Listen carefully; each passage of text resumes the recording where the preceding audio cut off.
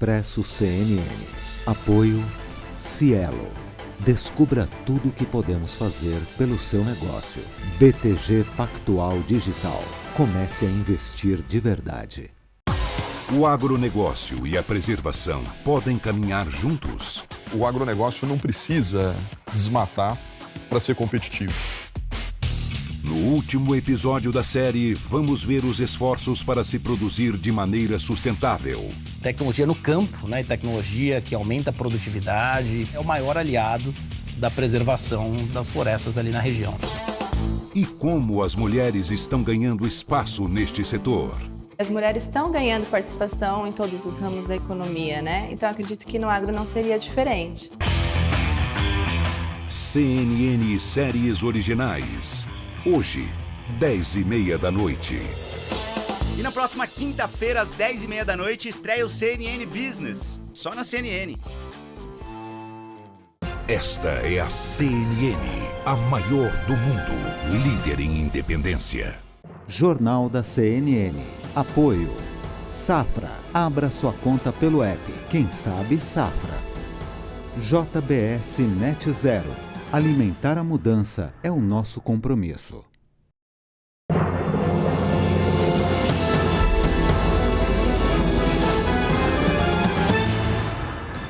Boa noite, esta é a CNN Brasil, este é o Jornal da CNN. Jair Bolsonaro causou profunda decepção entre seus seguidores ao recuar de ataques pessoais que fez ao ministro Alexandre de Moraes do Supremo. As palavras de Bolsonaro foram escritas pelo ex-presidente Temer, alguém que sabe o que é ter de enfrentar o impeachment. Elas são um recuo na forma, mas elas mantêm o centro das acusações que Bolsonaro faz ao judiciário. Foram escritas depois de uma noite na qual o governo Bolsonaro achou que mais de uma centena de paralisações de caminhoneiros pelo país inteiro ameaçavam no fundo o próprio presidente. A carta de recuo foi articulada depois de uma série de encontros que envolveram o Supremo, a PGR indiretamente e 2 dos grandes caciques do Centrão. A carta agradou aos mercados, mas o mundo político continua cético. Confira o que mais a gente tem agora. Bolsonaro recua, afirma que agiu no calor do momento e que nunca teve intenção de agredir quaisquer dos poderes. Eu estou pronto para conversar. Antes de divulgar o texto, Bolsonaro conversou por telefone com Alexandre de Moraes. A ligação foi mediada por Temer. Para o presidente, atos de 7 de setembro não foram antidemocráticos. Eu quero ter a certeza que não vou acordar com a Polícia Federal em casa por fake news. Barroso diz que Bolsonaro é farsante por acusar urnas eletrônicas sem apresentar provas. Não podemos permitir a destruição das instituições para encobrir o fracasso econômico, social e moral que estamos vivendo. Caminhoneiros se reúnem com Bolsonaro, decidem manter mobilização até domingo, mas atos perdem força. Agora querem encontro com Pacheco. Fui bem claro, se passar de domingo, segunda, terça, a gente começa a ter problemas seríssimos de abastecimento, influencia na economia. A Câmara derruba a quarentena para militares, magistrados e integrantes do Ministério Público participarem das eleições. A decisão recoloca Sérgio Moro no jogo político.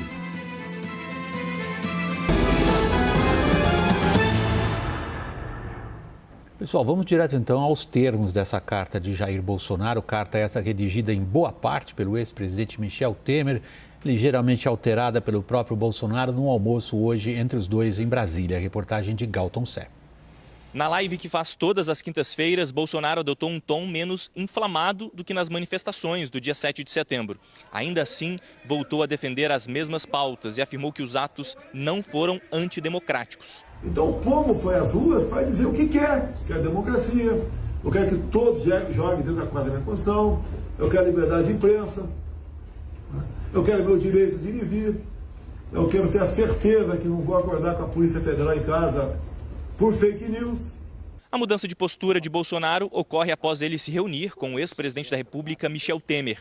O objetivo do encontro, nesta quinta-feira, era buscar uma forma de amenizar os ânimos entre os poderes. Temer auxiliou o presidente a redigir uma nota oficial à nação.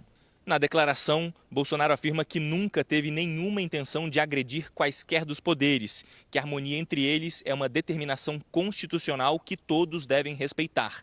e declara, abre aspas, minhas palavras, por vezes contundentes, decorreram do calor do momento e dos embates que sempre visaram o bem comum, fecha aspas. O presidente também admitiu possuir naturais divergências em decisões do ministro Alexandre de Moraes, mas diz que essas questões deverão ser resolvidas por medidas judiciais. Muitos estão fazendo a mesma coisa, batendo em mim por causa da nota. Eu não vejo nada demais na nota aqui. A nota precisa, objetivo. Eu acho que o que eu dei ali, a resposta é a seguinte, eu estou pronto para conversar. O mais problema que eu tenho lá com o Arthur Lira, com o Rodrigo Pacheco, com o ministro Fux, né? Com o Barroso lá do TSE, tem que conversar com o Barroso, né? Que hoje ele deu um cacete em mim aí, né? Vamos conversar. Estou pronto para conversar com o Barroso. Todo mundo quer transparência, Barroso. O ex-presidente Michel Temer não só assessorou Bolsonaro na redação do pronunciamento público, como mediou um telefonema entre o presidente da República e o ministro do Supremo Tribunal Federal, Alexandre de Moraes, antes da divulgação da nota.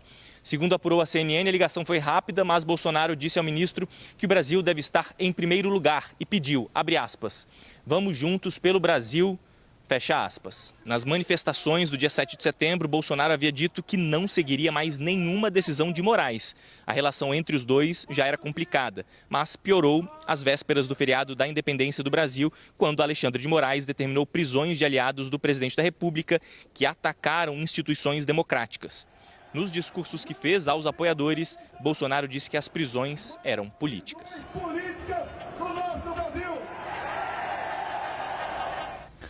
A carta, que é um recuo, na forma no mínimo, mas um recuo importante, ela causou imensa decepção entre os seguidores do presidente Jair Bolsonaro e uma onda de memes como poucas vezes se vê na internet. Dividiu opiniões também dentro do Congresso e as reações ali do mundo político que vamos agora ao vivo com nossa repórter Bárbara Baião. Boa noite, Bárbara.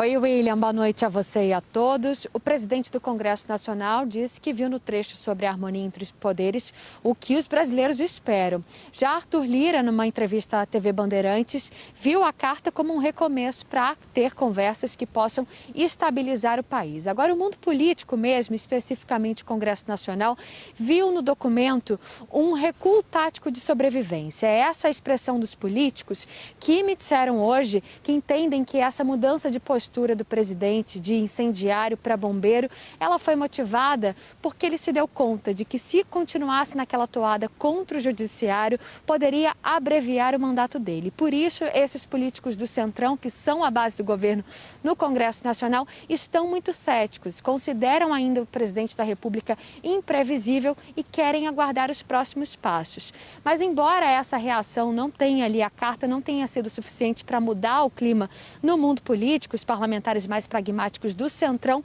já causou estrago nessa base mais fiel do presidente, a ponto da deputada Carla Zambelli ter ido ao plenário da Câmara pedir a palavra minutos depois da divulgação. Comparou o episódio, por exemplo, à demissão do ministro Sérgio Moro. A gente selecionou um trecho do que ela falou na sessão, durante a sessão sobre isso, e também uma fala do deputado Fábio Tradi, do PSD, que ilustra também essa divisão em relação às repercussões políticas. Vamos ouvir. Bolsonaro deve ter tido um ataque de sensatez e desdisse o que havia dito, tornando-se bombeiro do incêndio que ele próprio provocou. Agora, o que se espera é que este pedido de desculpas seja acompanhado de efetivas ações que visem a estabilidade institucional com o enfrentamento dos problemas reais do país. Vou dizer que fiquei até um pouco frustrada. Frustrada da mesma forma que eu fiquei no dia em que o Moro pediu demissão. Durante alguns minutos eu fiquei frustrada. Agora eu tenho certeza que a história vai mostrar, o tempo vai mostrar que o presidente Bolsonaro estava certo. E essa nota do presidente da República só denota a pessoa grande que ele é, de pensar menos nele e mais nos outros, capitão. Vamos entrando passo a passo nos conteúdos aí e no que isso significa para a nossa política. Vamos lá. Bolsonaro não recuou nessa nota, a qual a própria deputada se referia agora, do que ele, Bolsonaro, considera que seja o Supremo extrapolando os poderes, avaliação que muitos militares, no Palácio e fora do Palácio, e parlamentares também expressam. Ou seja, a raiz do conflito institucional foi descrita hoje também em termos excepcionalmente duros pelo ministro Luiz Roberto Barroso, do Supremo, e do TSE, que chamou Bolsonaro de farsante. A reportagem é de Raquel Vargas. Ao abrir a sessão do Tribunal Superior Eleitoral desta quinta-feira, o ministro Luiz Roberto Barroso rebateu frases ditas por Bolsonaro nas manifestações do 7 de setembro, em referência à Justiça Eleitoral, especialmente acusações de supostas fraudes nas urnas eletrônicas. O presidente da República repetiu incessantemente que teria havido fraude na eleição na qual ele se elegeu. Disse eu, então, à época, que ele tinha o dever moral de apresentar as provas. Não apresentou. Todas as pessoas de bem sabem que não houve fraude e quem é o farsante nessa história. Barroso voltou a defender a segurança do sistema eleitoral brasileiro e criticou Bolsonaro por continuar insistindo no voto impresso, mesmo após a Câmara rejeitar a proposta. No discurso aos apoiadores no feriado da independência do Brasil, Bolsonaro chegou a afirmar que não seria uma pessoa no Tribunal Superior Eleitoral que iria dizer que o sistema de votação é seguro e confiável. Não sou eu mesmo que digo isso, nem nenhum de nós. Na verdade, até todos os ex-presidentes do TSE no pós-88, 15 ministros e ex-ministros do Supremo Tribunal Federal atestam isso. O presidente da República, como ontem lembrou o presidente da Câmara, afirmou que após a votação da proposta o assunto estaria encerrado. Não cumpriu a palavra. O presidente do TSE concluiu o discurso dizendo que o Brasil passa por um momento de desprestígio e desvalorização global. Não podemos permitir a destruição das instituições para encobrir o fracasso econômico, social e moral que estamos vivendo. Vamos ver um dos aspectos importantes para a gente entender o contexto no qual se dá essa nota de recuo. Mesmo após terem se reunido com Jair Bolsonaro, caminhoneiros ainda fazem paralisações em pelo menos 14 estados. Os manifestantes afirmam que agora querem um encontro com o presidente do Senado, Rodrigo Pacheco. Confiram na reportagem de Carla Chaves. Nesta quinta-feira, representantes dos caminhoneiros se reuniram com o presidente Jair Bolsonaro em um encontro intermediado pela deputada federal Carla Zambelli. O presidente externou para eles a preocupação com os mais vulneráveis nessa questão da paralisação. Após o encontro, os caminhoneiros afirmaram que a greve vai ser mantida até que sejam recebidos pelo presidente do Senado, Rodrigo Pacheco, para tratar da atuação do Supremo Tribunal Federal. De acordo com o grupo, em nenhum momento durante a reunião, Bolsonaro teria pedido o fim das paralisações. O presidente não nos pediu nada. Nós estamos aqui numa visita de cortesia, visto que viemos ao Senado, infelizmente até o momento não pudemos ser recebidos. E como nós estamos mobilizados aqui, aproveitamos a oportunidade para estar com o presidente, que, diga-se de passagem, foi muito cordial. Na transmissão ao vivo desta quinta-feira, o presidente da República falou sobre o encontro. Falaram que manter o movimento até domingo é um direito deles, né? E vão suspender depois do domingo, essa é a ideia de muitos deles ali. Eu não influencio nessa área. Fui bem claro, se passar de domingo, segunda, terça, a gente começa a ter problema seríssimo de abastecimento, influencia na economia. Durante esta quinta-feira, no momento mais crítico, ao menos 9 estados registraram interdições e 15 tinham manifestações. Mais da metade das ocorrências na região sul do país. À tarde, o Ministério da Infraestrutura afirmou que todos os bloqueios tinham sido liberados. Com medo das consequências da greve, muitas pessoas correram para abastecer os veículos. Em Florianópolis, alguns postos chegaram a ficar sem combustível. Mais uns 40 minutos que eu estou no fio. Preciso de carro para trabalhar, me desloco muito. Também nesta quinta, o deputado federal Major Vitor Hugo afirmou que ele e outros parlamentares vão entrar com um pedido de habeas corpus para o líder dos caminhoneiros, Marco Antônio Pereira Gomes, conhecido como Zé Trovão. É um gesto que nós faremos, esperando que os outros componentes da Praça dos Três Poderes também façam gestos em prol da pacificação e da harmonia necessária entre os poderes. Zé Trovão está foragido há mais de uma semana. Contra ele existe um mandado de prisão por incitar atos antidemocráticos. O caminhoneiro foi localizado no México e nesta quinta-feira a Polícia Federal recebeu autorização da Justiça para incluí-lo na lista da Interpol, para que ele seja preso e extraditado. Vamos à nossa primeira rodada de análise, teremos várias. Eu começo, Raquel Landim, dando meu boa noite a ela, nossa analista de economia. Thaís Arbex, analista de política em Brasília. Caio Junqueira, nosso analista de política em Belém, acompanhando a viagem oficial do nosso vice-presidente general Milton Mourão à Amazônia. Começando por você, Raquel. Caminhoneiros. O que é que o governo sabia que a gente talvez não tivesse ainda tido a oportunidade de saber da gravidade e amplitude desse movimento? E que nos ajuda a entender o que o Bolsonaro fez. William, boa noite aos colegas, boa noite a todos. A minha apuração aponta que ontem à noite tinham 120 pontos de paralisação parcial ou total pelo país em todos os principais corredores logísticos. Teve um momento ali mais tenso em que o governo realmente entendeu que teria que atuar mais forte para conter os danos. Foi nesse momento que veio a público o áudio do presidente Jair Bolsonaro pedindo aos caminhoneiros para encerrar a paralisação. No qual eles não acreditavam. E aí o ministro Tarcísio de Freitas fez um vídeo para confirmar o áudio e começaram a se desmobilizar. O esforço dos integrantes do governo foi explicar para os caminhoneiros que eles não seriam bem-sucedidos na sua tentativa de derrubar um ministro do Supremo e dariam um tiro no pé do próprio presidente, porque não tem nada pior para a economia, William. Aliás, tem pouquíssimas coisas piores do que uma greve dos caminhoneiros. Já temos um problema inflacionário. Ia subir ainda mais os preços. É como pegar a economia pela garganta e sufocar. Thaís Arbex, a Raquel nos traz um elemento para a gente entender esse ato, essa ação política do presidente hoje, que pelo menos na forma representa um recuo, pelo menos na forma. Que mais motivou? Boa noite, William. Boa noite, colegas e a todos que nos acompanham. A gota d'água, com absoluta certeza, foi esse movimento dos caminhoneiros. William, a gente sabe que o próprio ex-presidente Michel Temer enfrentou uma greve em 2018, uma greve bastante grave. E essa mobilização dos caminhoneiros foi um ponto determinante. Por quê? Mas aí tem um elemento bastante interessante para a gente olhar, William.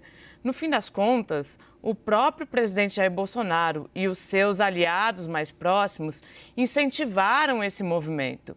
E a avaliação que eu ouvi de mais de uma pessoa hoje, não só no Congresso, mas também no Judiciário, é de que esse movimento não teve mais o controle do governo. O presidente Jair Bolsonaro não conseguiu controlar, porque, afinal de contas, ele mesmo estava dando os sinais de que defenderia uma invasão, uma destituição de ministros do Supremo. E os caminhoneiros seguiram nessa toada. Mas volto a dizer, a realidade se impôs e se impôs de uma maneira bastante forte para o presidente Jair Bolsonaro desde ontem à noite. A realidade à qual você se refere, eu acho que está muito clara para todos nós. Um tiro no pé, grave ameaça à permanência dele no cargo onde ele está. Caio Junqueira, o aspecto recuo, Bolsonaro escapou disso na live dele agora, uma hora e pouco atrás. Ele chegou até a dizer, não foi nada demais essa minha nota. Foi ou não foi nada demais? Boa noite, William. Boa noite a todos. Evidentemente que foi algo de muito mais. Foi o movimento talvez político mais relevante dos últimos tempos, dos últimos meses, talvez até de todo o seu mandato. Uma rendição uma rendição, por quê? Porque, como você bem disse, o mandato dele está sob ameaça. E se continuasse esse tensionamento, ele correria o risco de ter, sim, o mandato abreviado. Seja pela via política, via impeachment, seja pela via judicial, com a cassação da chapa no Tribunal Superior Eleitoral, ou, por que não, mesmo nas eleições, conforme aumenta o tensionamento político, conforme aumentam as disputas políticas, diminuía as chances de reeleição dele. E ele fez, sim, esse cálculo político, que veio muito pela economia, porque perdeu o controle, como a Thaís falou, e aí não conseguia mais, precisava fazer um gesto. Mas também concordo e tenho essa percepção de que é um recuo, talvez seja dar um passo para trás, para ali adiante, dar 2 à frente. Eu vou pedir licença aos meus colegas aqui, porque esse nome tão citado nesse contexto, do ex-presidente Michel Temer, é com ele que nós vamos prosseguir, eu diria assim, a nossa rodada de análise. Gostaria, em primeiro lugar, de agradecer a disposição do ex-presidente Michel Temer de participar aqui da nossa edição no Jornal da CNN. Deixa eu ver, ele já está ali, já ouvimos a imagem. Boa noite, presidente. Meu boa noite da Raquel, do Caio, da Thaís também.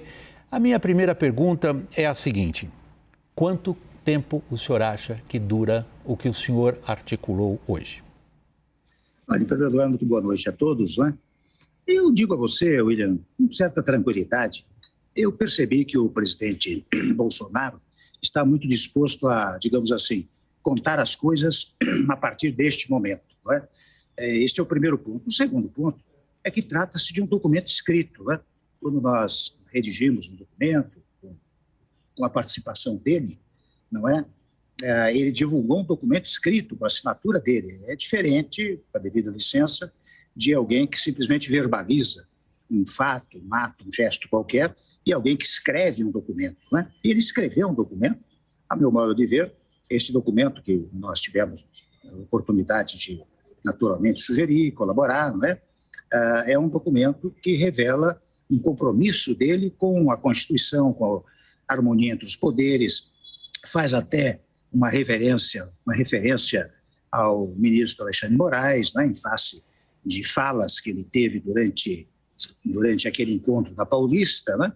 Ele disse que reconhece a cultura jurídica do ministro Alexandre de Moraes e que, na verdade, aquilo que ele eventualmente disse, talvez um pouco mais agressivamente, foi, na verdade, fruto daquele momento, simplesmente um momento e nada mais do que aquilo, né? Então, eu penso, e mais do que pensar, eu tenho talvez esperança, né, que este documento escrito por ele, assinado por ele, perdure por muito tempo. E eu verifiquei com muita satisfação a repercussão extraordinária que teve este movimento feito no dia de hoje, né? Naturalmente com o conhecimento do ministro Alexandre de Moraes, e tudo isto, eu tomo a liberdade de dizer, com vistas à pacificação entre os poderes, porque você sabe que essa pacificação entre os poderes também tranquiliza um pouco a população, né? O que mais intranquiliza a população é verificar o permanente embate, o permanente debate, às vezes bastante agressivo, entre figuras públicas, né? Eu penso que vai durar muito tempo. Pelo menos eu torço por isso, viu, Will? Todos nós torcemos, sem dúvida alguma. E a palavra pacificação que o senhor acabou de usar é a palavra-chave, eu acho que eu diria que todos os brasileiros pensam nela. O senhor intermediou também uma conversa direta entre o presidente Jair Bolsonaro e o ministro do Supremo, ao qual o senhor se referiu várias vezes. Como é que foi essa conversa?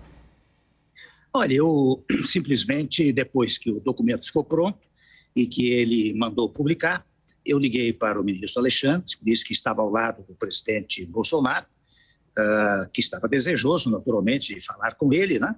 E disse, vou passar o telefone. Passei o telefone, mas, digamos assim, eu me afastei um pouco para que ele pudessem conversar com muita tranquilidade. E verifiquei que a conversa foi muito amigável, até porque senti uma coisa que o ministro Alexandre sempre me diz, que ele não tem, digamos assim, nenhuma prevenção contra o presidente Bolsonaro, ou aliados dele, ou quem seja, né?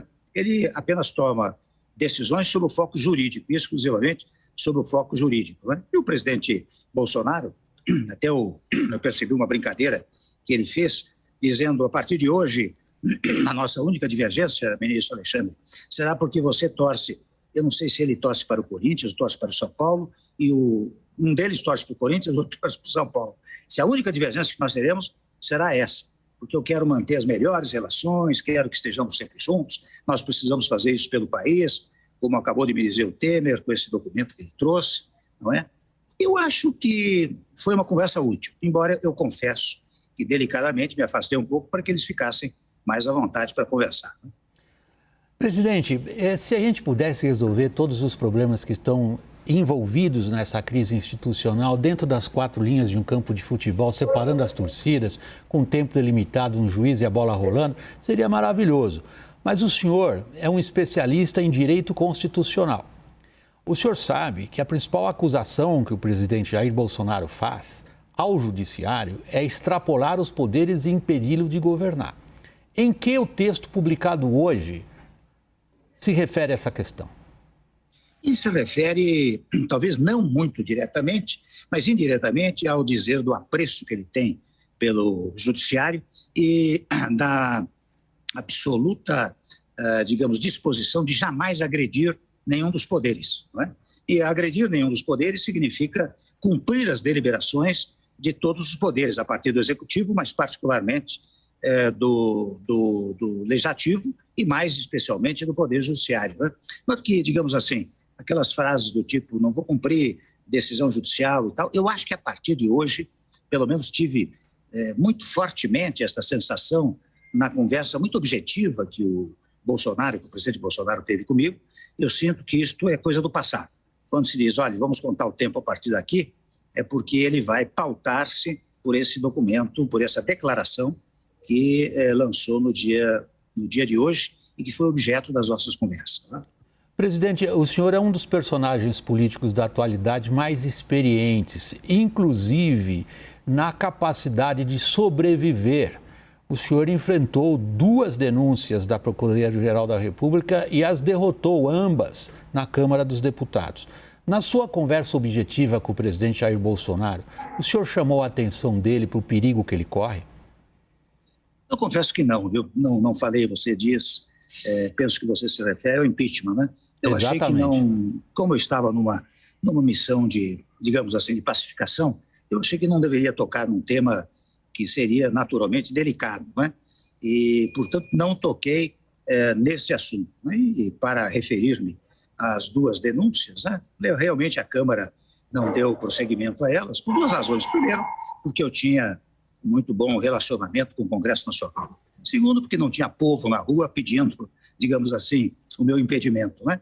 E terceiro, porque as denúncias eram tão despropositadas que os deputados logo perceberam que não podiam levá-las adiante. Né? Mas eu volto a dizer a você, eu não toquei especificamente nesse assunto. Eu toquei sim e insisti na ideia de pacificação, de harmonia entre as instituições e entre os brasileiros. Que você sabe, né, William, eu tenho a impressão que um dia, até pessoalmente, eu comentei com você, nós temos muito essa coisa de brasileiro contra brasileiro, que é péssimo para o nosso país. Nosso país é pautado por uma ideia de... Você pode ter divergência programática, até divergência administrativa, ideológica, mas não há, digamos assim, ódio, não havia ódio entre as pessoas. E no presente momento, de uns tempos a esta parte, o que se verifica é esta coisa de uma violência verbal, de uma violência, às vezes até física, né? Em relação aos brasileiros. Foi sobre isso que nós conversamos e acho que acordamos que não deve mais ser assim. Nós devemos pautar a nossa conduta por muita tranquilidade, com muita amizade, com muita harmonia. Presidente, por último, para encerrar nossa conversa, que eu novamente agradeço a sua disposição de nos atender, qual cenário o senhor vê se desenhando agora em termos da ordenação do nosso sistema? O senhor vê um impeachment agora bloqueado por conta do que o senhor hoje conseguiu colocar na mesa, que é uma tentativa de pacificação, ou eventualmente o senhor vê agora um caminho aberto para o semipresidencialismo, que é uma matéria que fala ao seu coração? Eu verdadeiramente acho, eu tenho convicção, você sabe disso, de que o nosso presidencialismo está, vou usar uma expressão forte, né, está esfarrapado, não só pelos vários pedidos de impeachment e por impeachments que foram decretados, mas também porque na própria história do nosso presidencialismo, William Vac, você percebe que desde a Primeira República, ela durou de 91 a 30. de 30 a 45, não se pode dizer que nós tivemos um presidencialismo puro. Nós tivemos um sistema concentrado de poder. De igual maneira, de 64 a 87, 88. Também um regime concentrado de poder. Não se pode falar que isso seja um presidencialismo puro. De fora a parte, digo eu, a circunstância de que você, no semipresidencialismo, você tem um presidente ainda forte, mas você tem a chefia de governo, a chefia de administração, com sede constitucional no parlamento, né? E, portanto, se houver mudança de governo, ela não é traumática como ocorre no presidencialismo. Presidente, desculpe, eu preciso mais um pouco do seu tempo. Nosso analista de política, Caio Junqueira, ele está acompanhando o vice-presidente, o senhor ocupou esse cargo também, lá em Belém, numa missão dele oficial à Amazônia, e ele está pronto para lhe fazer uma pergunta. Caio, vejo você posicionado. O presidente Michel Temer está na sua escuta. Presidente Michel Temer, boa noite. Minha pergunta, o senhor, antes ali, quando o senhor estava na vice-presidência, o senhor elaborou também uma carta à então presidente Dilma Rousseff, que serviu ali praticamente como um pacto, um aviso, um alerta.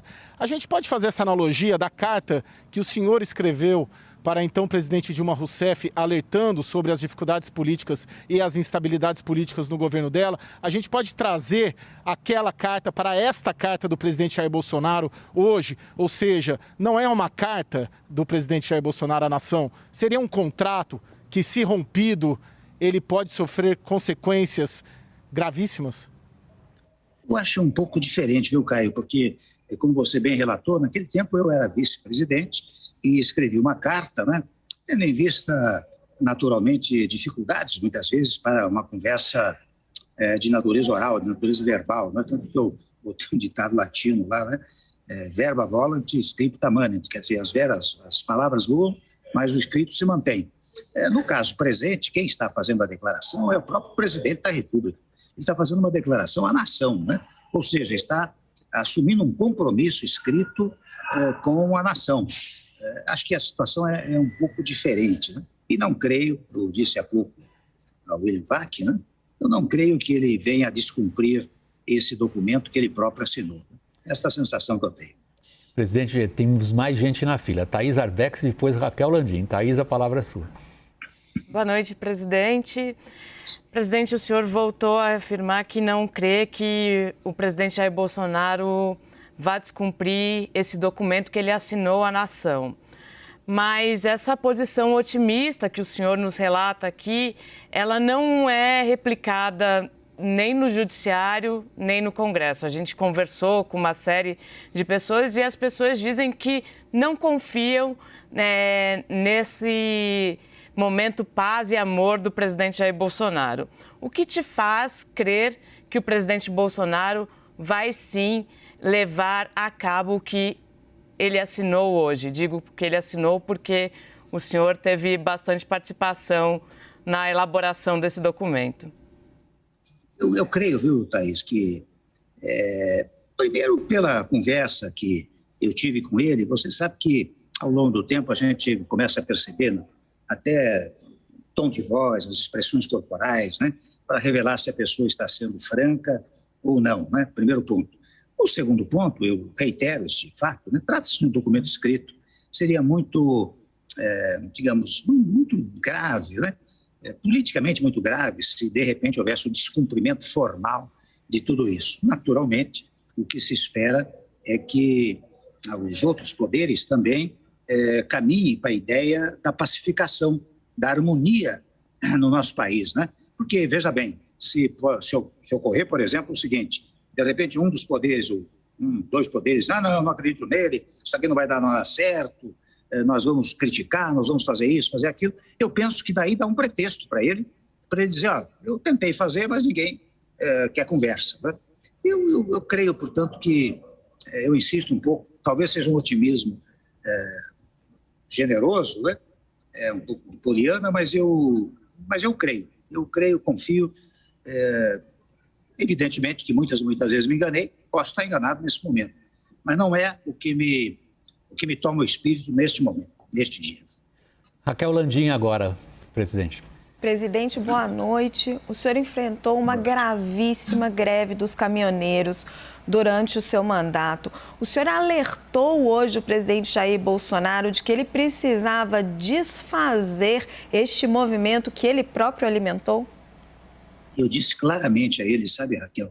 Eu disse que, para ele não se iludir, porque esta greve dos caminhoneiros acaba caindo daqui a uns dias no colo dele. Porque a população, né, vai dizer, bom, mas o responsável é o presidente da República, né? Como aconteceu, você acompanhou, no meu caso, até eu tomei a liberdade de dizer ao presidente hoje o seguinte: olha aí, presidente, esse pessoal que está aí dos caminhoneiros são todos, ao que sei, seus fãs. Portanto, sendo seus fãs, se houver uma determinação sua, uma palavra sua, uma ordem sua, eu acho que a desmobilização será completa. E é o que eu sei, pelo menos eu cheguei há pouco de Brasília, né? Mas o que eu sei é que no final da tarde, em face deste documento e de declarações dele, começou a haver uma desmobilização. Né? Presidente, agora realmente por último, o senhor na sua carreira política já enfrentou muitas situações, altos e baixos. As reações públicas, a sua participação hoje são extraordinariamente positivas em relação ao seu nome. Foi uma volta por cima, presidente? Olha, você sabe, William, que de segunda-feira para cá, muitas pessoas me procuraram e disseram: ô Temer, vem cá, você foi ex-presidente, você é ex-presidente da República, você é uma figura moderada, dizem que o presidente, muitos levam em conta as suas palavras, você tinha que entrar nisso para verificar se você ajuda nisso, né? E eu realmente entrei, confesso a vocês, a partir de ontem, não é? E viram que deu certo. Eu não tomo isso como volta por cima, porque parece revanche, né? Eu acho que eu fiz aquilo que, digamos, é compatível com as necessidades do Brasil, com as necessidades do povo brasileiro. Eu vivo aqui, moro aqui, vou morrer aqui, então eu quero que o Brasil, não é, prospere com muita tranquilidade, com muita serenidade, com muito desenvolvimento, não é? Eu não diria, pode ser considerado volta por cima, eu não considero, porque, reitero, a ideia é que, bom, eu fiz isso para conseguir isto, aquilo, não fiz. Eu fiz com a consciência, digamos assim, com a consciência tranquila de um cidadão brasileiro que ocupou vários cargos públicos do país. Né? Presidente Michel Temer, em nome da Raquel Landim, Thaís Arbex, do Caio Junqueira e do meu e do Jornal da CNN, muito obrigado pela sua disposição e boa noite, presidente. Muito grato pela entrevista, boa noite. A gente prossegue agora na Câmara Aberta. Não, vamos lá, Edu, vamos na Câmara Aberta, vamos lá. Raquel Landim, Caio Junqueira, estamos já no telão? Vamos estar logo no telão. Estamos todos agora posicionados digitalmente, virtualmente e aqui na presença. Deixa eu começar pelo Caio, que está mais longe. Caio, das palavras do presidente Michel Temer, a gente percebe claramente como que ele transmitiu a gravidade do momento ao Bolsonaro. Agora a pergunta é, o Bolsonaro entendeu? Que hoje ele entendeu, tanto que ele fez essa carta, mas eu tenho essa percepção, até pelas palavras todas aí do presidente Michel Temer, de que não se trata de uma carta, se trata, na verdade, de um contrato e que, uma vez descumprido, o presidente Jair Bolsonaro, vamos dizer assim, se é um contrato, tem as cláusulas para descumprimento, e essas cláusulas, nesse caso, são políticas e corre o risco de abreviação do mandato se ele não cumprir com o que está dizendo. Não acredito também, por outro lado, que o presidente Jair Bolsonaro vá recuar de fato. Acho que hoje ele precisava recuar, mas como a gente vem dizendo aqui no Jornal da CNN, a estratégia do confronto é a estratégia que ele deve seguir até as eleições de 2022. A gente deu um passo para trás, mas... Desculpa, você concluiu, Caio? Desculpa. Concluí, pode... Tá legal, não, a gente continua. Raquel, você fez uma pergunta, você estabeleceu duas situações graves, né? A situação que ele enfrentou no governo dele quase caiu, naquela greve dos caminhoneiros. Ela fugiu do controle e quando a Polícia Rodoviária Federal, em certos momentos, dava a impressão que se solidarizava com os grevistas, muita gente disse, acabou o governo, acabou a autoridade. Você, quando perguntou a ele sobre os caminhoneiros, prosseguindo no que a gente estava falando ontem, qual era a extensão dessa, digamos, manifestação que fugiu ao controle de quem a incentivou e como que isso bateu lá pelas tuas informações? William, eu acho que é exatamente isso que o presidente Temer falou. Ele deu ao presidente Jair Bolsonaro um choque de realidade. Ele disse, olha, os caminhoneiros são seus fãs, eles vão te seguir, afinal o presidente os levou a estar nas ruas, ele passou meses chamando para essa mobilização, ele pedia ali protestos contra os ministros do STF, mas a realidade se voltaria totalmente contra ele. Eu acho que isso Temer deixou muito claro. E uma coisa que também me chamou muita atenção na entrevista, William, é que o presidente Temer deixou estabelecido que, como disse o Caio, é um contrato entre os dois lados. Ele disse que os outros poderes também deveriam fazer a sua parte. O presidente Temer muito próximo do ministro Alexandre de Moraes, a ver se o ministro Alexandre também vai recuar um pouco em suas decisões. Thaís, foi respondendo a sua pergunta que o Temer usou uma palavra que me chamou a atenção. E basicamente, o que você perguntou a ele foi o seguinte: o senhor acredita mesmo nesse contrato, como o Caio também? Ficou ressoando na cabeça do Caio a palavra contrato em vez de nota. A Raquel Landim menciona, né, um banho de realidade quando se trata da paralisação, sufoco da economia. Ele usou a palavra poliana. No sentido, eu não sei, talvez eu seja poliana. Será que ele acredita mesmo? William, ele tem que acreditar. O presidente Temer... Ele não pode dizer outra coisa, né? Senão acabou. Exato. Afinal de contas, foi ele mesmo que elaborou esse texto, esse contrato. Não, então deixa eu voltar, para não dar impressão. Pode ficar uma impressão equivocada. Ele reiterou, eu acredito. Posso estar até fazendo o papel de poliana, mas eu acredito. Agora vamos ver quais são as condições reais para que ele possa ou não acreditar, ou sair como poliana, né? William, o que acontece agora, neste momento? A gente viu, logo depois da divulgação dessa carta, o presidente Jair Bolsonaro naquela live tradicional. O presidente Jair Bolsonaro num tom mais baixo, mas, claro, fazendo ali as suas críticas, ainda que não tão contundentes em relação ao ministro Luiz Roberto Barroso, por exemplo, fazendo piadas que ele costuma fazer, homofóbicas. Então, é um desafio também para o presidente Bolsonaro manter esse recuo. E o presidente Michel Temer tem bastante consciência disso.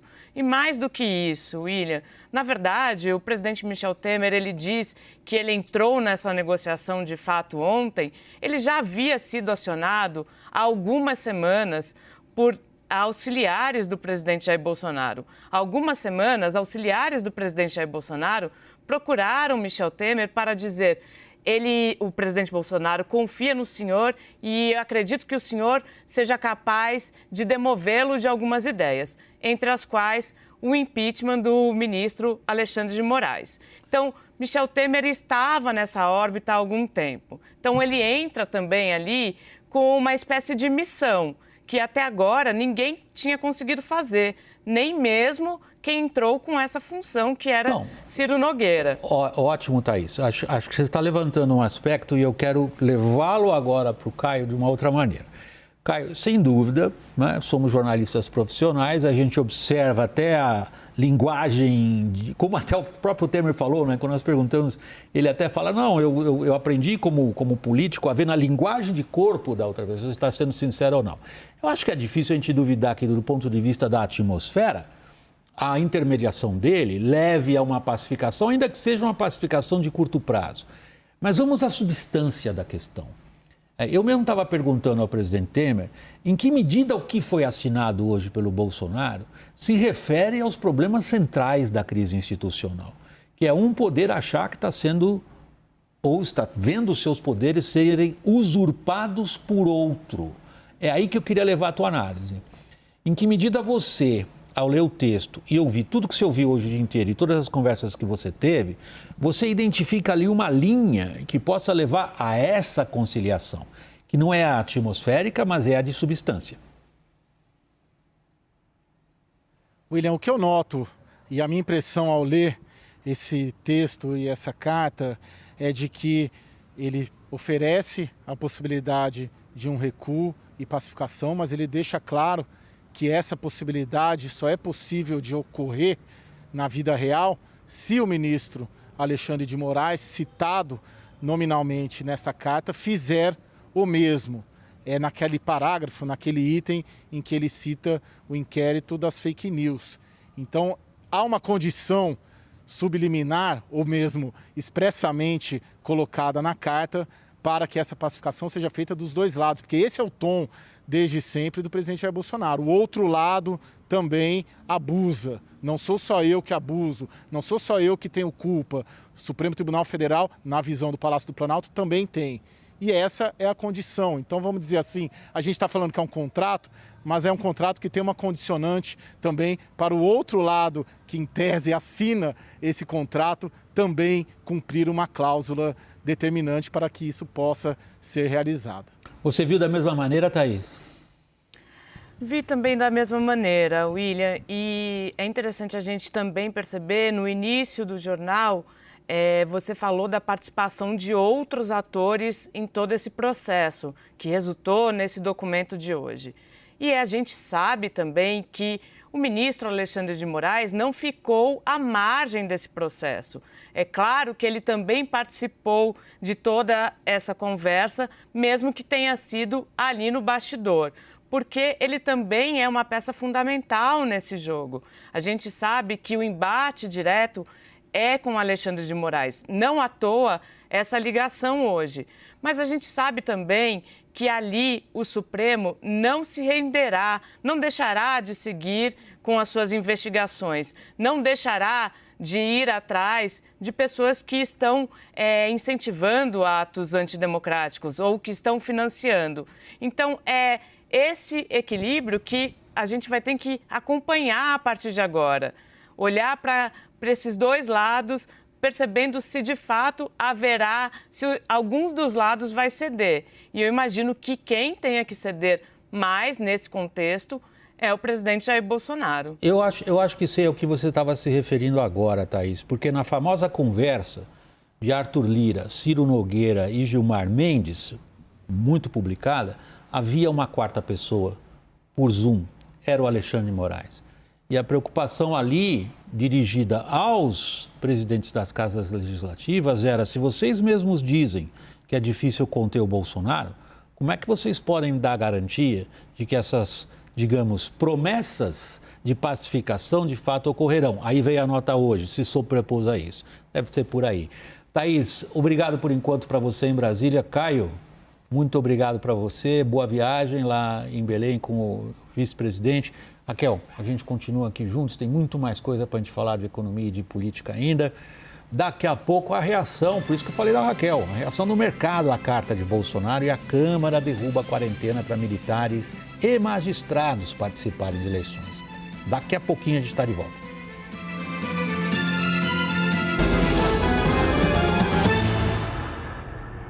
Quem sabe cuidar bem do seu dinheiro sabe que não é qualquer conta que ajuda você a cuidar bem de tudo.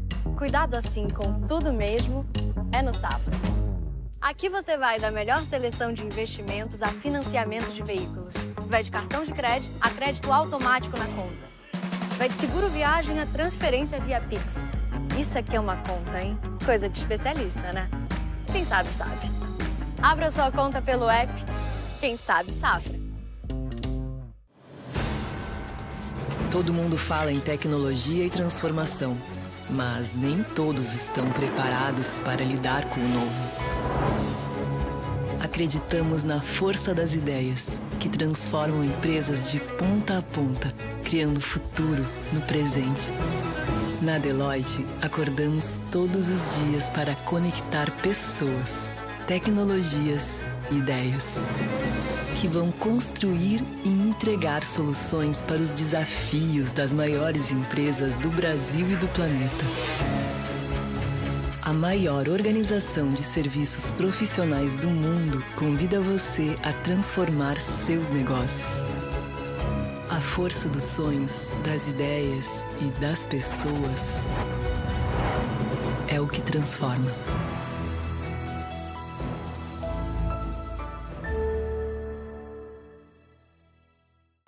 UCM Global Account, uma conta americana para você poupar em dólar, comprar em dólar e receber em dólar. sem custo e sem tarifa. Baixe o app agora mesmo e abra sua conta. Go Global, be local.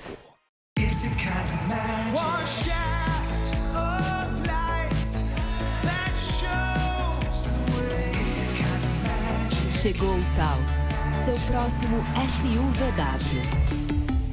Volkswagen. A JBS assumiu um compromisso global. Net zero até 2040. Ano após ano, vai melhorar ainda mais o jeito que produz, com energia limpa e reduzindo emissões de gases de efeito estufa. A JBS já exige desmatamento ilegal zero de fornecedores e até quem vende para eles começou a ser monitorado. Não vai ser fácil, mas será feito para tudo isso sair do papel. JBS. Alimentar a mudança é o nosso compromisso. Quando a gente começa a investir, quer ter a melhor assessoria. Para tirar minhas dúvidas, falar com profissionais experientes e ter recomendações que têm tudo a ver comigo. Quando a gente investe, é porque quer ver o nosso dinheiro render. Para abrir nosso próprio negócio, por exemplo. Investir é para quem tem um objetivo. Quer mais rentabilidade e aumentar seu patrimônio. Ágora é para todos. Ágora, a sua casa de investimentos. O mercado de investimentos é uma coisa séria, mas também dá para se divertir muito. No CNN Business você vai aprender um monte sobre o mundo dos negócios. A gente vai falar de negócios, tecnologia e inovação. Sempre de um jeito muito claro e super leve para mostrar que bons negócios e bom humor podem andar juntos. CNN Business, estreia 16 de setembro, 10h30 da noite. Só na CNN.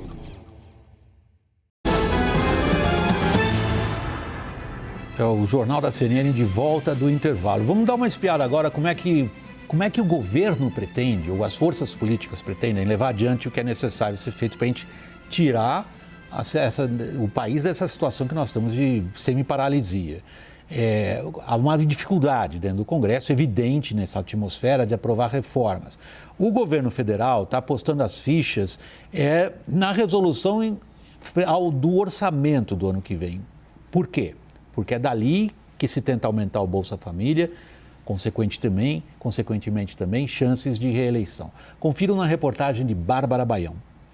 O ruído entre Judiciário e Planalto não atrapalhou os planos de Arthur Lira. O presidente da Câmara quer manter acelerado o ritmo de votações enquanto mantém na gaveta pedidos de impeachment. Nas contas do político, os deputados vão votar na semana que vem a reforma administrativa na comissão especial. Nossa obrigação sempre é conversar, né? Sempre procurar acordos que sejam razoáveis, que sejam amplos, que sejam feitos em favor do Brasil e que o Brasil pense, os três poderes, em torno de se encontrar um caminho para governar o país num momento de tanta apreensão, de tantas necessidades, como crise energética, a questão dos precatórios, a questão da inflação, a questão da fome. Mas a agenda na cabeça dos senadores é mais modesta, a ponto de não quererem falar na frente das câmeras. Avaliam que a insegurança institucional, agravada depois dos atos de 7 de setembro e que motivou o cancelamento das sessões esta semana, inviabiliza o ambiente para aprovar qualquer tema estruturante como reformas. As reformas também estão em segundo plano dentro do Ministério da Economia. Integrantes da equipe de Paulo Guedes falam em priorizar o orçamento do ano que vem. Estão preocupados em como acomodar demandas políticas dentro das regras fiscais, principalmente o pagamento de precatórios, tratado como fundamental para viabilizar um novo programa social e dar mais dinheiro para os parlamentares em forma de emendas. Com o crescimento muito grande das sentenças judiciais, a lógica é a mesma. O que a gente pode trazer de melhorias, né, na questão dessa despesa obrigatória, sentenças judiciais, de forma a compatibilizar com o teto de gasto. Porque hoje, da forma como está, o crescimento foi tão grande que comprime demais as nossas despesas discricionárias, muito mais do que se imaginava, e isso, né, tende a continuar acontecendo no futuro próximo. O governo passou a apostar as fichas na PEC que enviou ao Congresso, já que a crise institucional comprometeu um acordo negociado com o Judiciário para parcelar os precatórios. O vice-presidente da Câmara fez questão de deixar claro que não será fácil diminuir as resistências, nem entre os deputados de partidos da base e do Planalto. O CNJ é um órgão de natureza administrativa. não pode dar interpretação a um dispositivo constitucional e, mais ainda, interpretação diversa àquela já consolidada pelo Pleno do Supremo Tribunal Federal. Enquanto a solução não vem, Jair Bolsonaro diz que vai aumentar o Bolsa Família em novembro. O ticket médio do Bolsa Família são R$ 192. Já está acertado aí com a economia. No mínimo R$ 300 de Bolsa Família a partir de novembro. Em função do que também tem que comentar? Que aumentou a inflação no Brasil. Não vou negar que aumentou a inflação. Vamos às reações da economia. Raquel, é um pacotaço que tem aí agora no teu colo. Olha só, R$ 300, ele acabou de dizer na live, e ali, traduzindo aquela frase do Funchal, quando ele fala compressão das despesas discricionárias, traduzido desse economês, ele está dizendo pouco dinheiro que a gente tem para gastar ficou menos ainda. Mas vamos lá, Raquel, vamos começar pelo que a gente estava conversando. Essa declaração à nação do presidente, ela teve imediata reação no mercado financeiro. Então, vamos lá, você que vai narrar qual foi essa reação. William, lembra que a gente brincava ontem com nossos entrevistados do mercado, que esperar uma pacificação era quase como acreditar em Papai Noel? Pois bem, o mercado se sentiu recebendo aterrissou de trenó e tudo lá na Faria Lima. Presente de Natal antecipado. Olha só, depois de bater R$ 5,32 ontem, o dólar oscilava aqui perto de 5,30, 5,32, quando a nota do presidente Jair Bolsonaro foi divulgada às 16h30.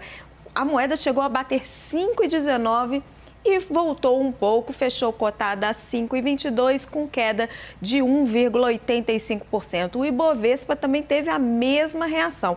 No momento em que a nota foi divulgada, o indicador deu um salto e terminou o dia com alta de 1,66% aos 115 mil pontos. No entanto, nem a Bolsa, nem o câmbio recuperaram as perdas do dia anterior, provocadas, claro, pela insegurança gerada pelas manifestações. O Ibovespa, por exemplo, ainda acumula uma queda de 2% nesses 2 últimos dias e as empresas também perderam valor de mercado, quase 15 bilhões a menos para a Petrobras, 13 bilhões e 800 milhões a menos para a Ambev, quase 12 bilhões a menos para a Vale e 11 bilhões a menos para o Bradesco, William. Obrigado, Raquel. Agora sim, boa noite para você. O IPCA, o principal índice de inflação do país, registrou a maior alta para o mês de agosto dos últimos 21 anos. Acumulado dos últimos 12 meses, 10%, quase. Um fator que tem feito esse cenário assumir essa piora é a crise política dela que nós estamos falando o tempo inteiro. Reportagem de Adriana de Luca. Difícil de acreditar. É isso que vem à cabeça do gerente deste restaurante em São Paulo quando as contas chegam. Quase R$ 7 mil apenas com gás e luz. E os preços não param de subir. A solução foi negociar com fornecedores e parcelar dívidas. Tivemos que parcelar vários boletos aí, entre 12, 15 boletos, para poder a gente quitar as dívidas e não ficar com protesto, né? Pressionada com a alta de preço dos combustíveis e alimentos, a inflação do país atingiu em agosto o maior índice para o mês dos últimos 21 anos. O IPCA registrou 0,87%. Mesmo em desaceleração em relação ao mês anterior, em 12 meses a alta é de 9,68%. 8 capitais já registram uma inflação acima de 2 dígitos. Uma escalada que surpreende até mesmo os especialistas. Com a inflação elevada, primeira coisa, você assusta as pessoas. Então, a confiança dos empresários, consumidores, investidores diminui. Isso já é ruim para os negócios. Mas com a inflação rodando 10%, o salário compra menos no supermercado, ele compra menos. E, portanto, as condições de renda piorando fazem com que o consumo caia. Esse é o pior cenário para o empresário. Queda de consumo em um momento de pós-pandemia, retomada econômica. E, infelizmente, a expectativa para os próximos meses não é boa. Em setembro, a inflação deve ser ainda mais alta por conta do impacto do aumento na conta de energia. Além disso, outros problemas estão no caminho. O principal deles, o grande gatilho de incertezas na economia, é a política. A crise institucional que o país atravessa. A situação política dessa magnitude de crise para a economia é o pior cenário que você tem, porque você não dá uma saída rápida, né? Você não dá horizonte, você não dá possibilidades. Hoje a gente não sabe exatamente o que vai ser o cenário no ano que vem, né? Eleitoral, do próprio presidente, quer dizer, as possibilidades são inúmeras hoje.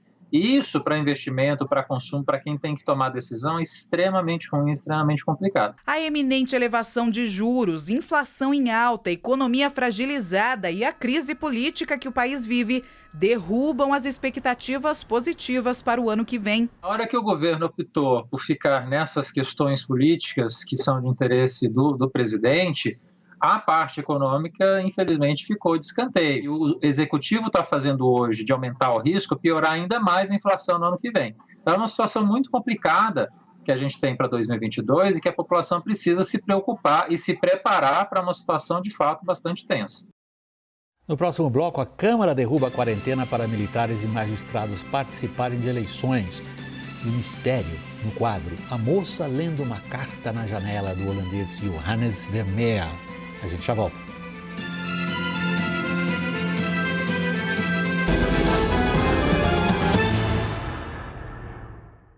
UCM Global Account, uma conta americana para você poupar em dólar, comprar em dólar e receber em dólar. Sem custo e sem tarifa. Baixe o app agora mesmo e abra sua conta. Go Global, Be Local. Marque um encontro com o seu futuro. Passe para a próxima fase. Aprenda com quem vive o mercado. Respire um ambiente de pesquisa. Pratique a tecnologia e a inovação. Conheça suas chances e transforme-se no profissional que o mercado procura. Mude o curso da sua vida. Vestibular Campinas 2022, Medicina, Odontologia. Prova online, 17 de outubro. Faculdade São Leopoldo Mandique. A gente forma, você transforma. Hoje, todo mundo fala sobre investimento. Mas, afinal, o que é investir de verdade? De verdade é com o BTG Pactual Digital. É ter as melhores opções do mercado. Ações da Bolsa, fundos, aqui e lá fora. É ter com quem contar 24 horas. Gente de verdade, não robôs. E gente que é experiente, com mais de 3 décadas no mercado. É começar aos poucos e longe com o BTG, sem ter que pagar taxa nem mensalidade. Comece a investir de verdade com o BTG Pactual Digital. Abra sua conta, dê um BTG nos seus investimentos. Eu quero ter um bom plano de saúde. Pra gente é muito importante ter o Einstein. Médico de família é uma coisa maravilhosa. O médico excelente à minha disposição, a hora que eu precisar, eu falo com ele online. Isso é uma inovação.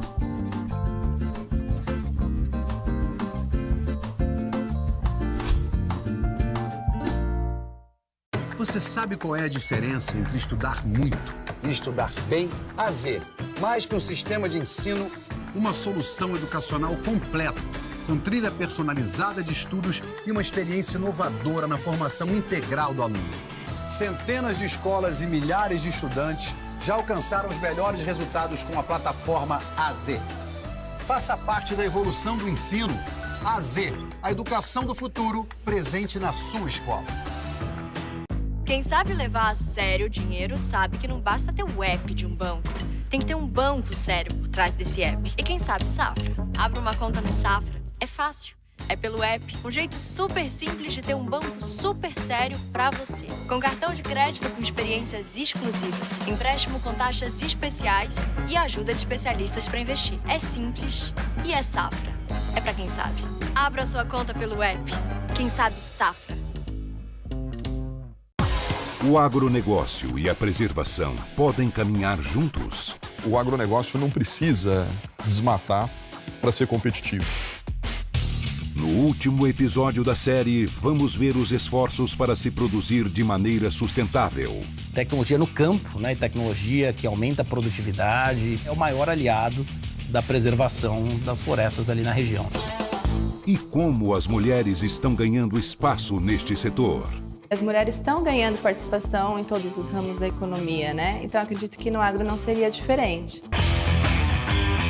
CNN Séries Originais. Daqui a pouco. E na próxima quinta-feira, às 10h30 da noite, estreia o CNN Business. Só na CNN.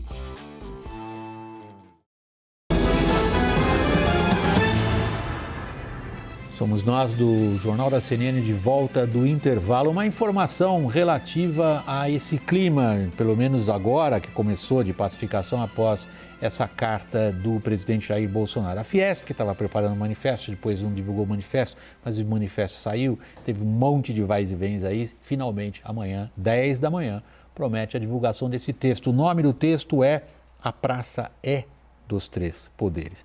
É referendado, assinado por 247 entidades. Às 10 da manhã, então, o manifesto da Fiesp. De volta à política, continuamos na verdade, né? Foi aprovado hoje o texto base do Código Eleitoral. Entre novidades, derrubada da quarentena para militares, magistrados e integrantes do Ministério Público. Nosso repórter Nolan Robertos, ao vivo com os detalhes. Nolan, boa noite para você em Brasília. Boa noite, William. Boa noite a todos que acompanham o Jornal da CNN. As quarentenas, William, foram derrubadas depois de destaques apresentados. O texto base, esse sim, foi aprovado por 378 votos favoráveis a 80 contrários, além de 2 abstenções. O projeto, que tem mais de 900 artigos, ele prevê que amplia as despesas que podem ser pagas com fundo partidário. Além das propagandas políticas, transporte, compra de bens e materiais, o projeto permite também o pagamento, entre aspas, de outros gastos de interesse partidário, conforme deliberação do partido político. Fecham aspas. Outra mudança, William, está relacionada à pesquisa de intenção de voto, que só podem ser divulgadas até a antevéspera das eleições, de acordo com esse novo Código Eleitoral. A gente lembra que hoje as pesquisas podem ser divulgadas, inclusive, até no dia mesmo das eleições. O projeto prevê ainda uma multa de R$30 mil aos partidos políticos que tiverem suas contas desaprovadas, além de criar também punição a respeito de fake news, quem propagar fake news com interesse de enganar o eleitor. A pena é de 1 a 4 anos, além também de multa. Essa análise do restante dos destaques deve acontecer na semana que vem, segundo o presidente da Câmara, Arthur Lira. Depois o projeto ainda segue para o Senado Federal. Viu, William? Volto com você. Obrigado, Nolan. Boa noite para você em Brasília. Pessoal, vamos quebrar a política. Realmente um momento para a gente quebrar um pouco a política hoje, agora no final da nossa edição. Um importante museu alemão trouxe um mistério dentro de um mistério, quando abriu hoje uma exposição de obras do celebrado pintor holandês Johannes Vermeer. Ele viveu no século XVII. É junto de Rembrandt, um dos mais admirados grandes mestres holandeses. O mistério começa nesse quadro, A Moça Lendo uma Carta na Janela. Esse quadro foi pintado em 1657. Confira o mistério dentro do mistério. Mas o que ela estaria lendo na carta? Um dos maiores mestres nas técnicas de uso da luz, Johannes Vermeer tinha deixado uma parede lisa atrás da moça, algo que não combinava com seu consagrado estilo. Mas o trabalho de restauradores do Museu Staatliche Kunstsammlung, em Dresden, na Alemanha, confirmou o que se desconfiava há mais de um século. A pintura de um cupido na parede que até então era lisa. Nós consultamos vários especialistas que nos apontaram as melhores técnicas para esse tipo de trabalho, conta Christoph Schölzer, responsável pela restauração, que durou 4 anos. Seria, então, uma carta de amor que a moça está lendo? Logo, os restauradores descobriram que o verniz na parede vazia era de uma cor diferente e a tinta utilizada tinha outra consistência. Encontraram sujeira entre as camadas de tinta, o que sugere que outra pessoa teria pintado o cupido muitos anos depois da morte do artista, ocorrida em 1675. A identidade de quem pintou o cupido sobre a obra é desconhecida. A direção do Museu Alemão está anunciando a exposição do quadro restaurado como um novo Vermeer. Dresden, a pérola barroca às margens do Elba. O Jornal da CNN está terminando. CNN é a maior do mundo, líder em independência. Boa noite a todos. Até amanhã.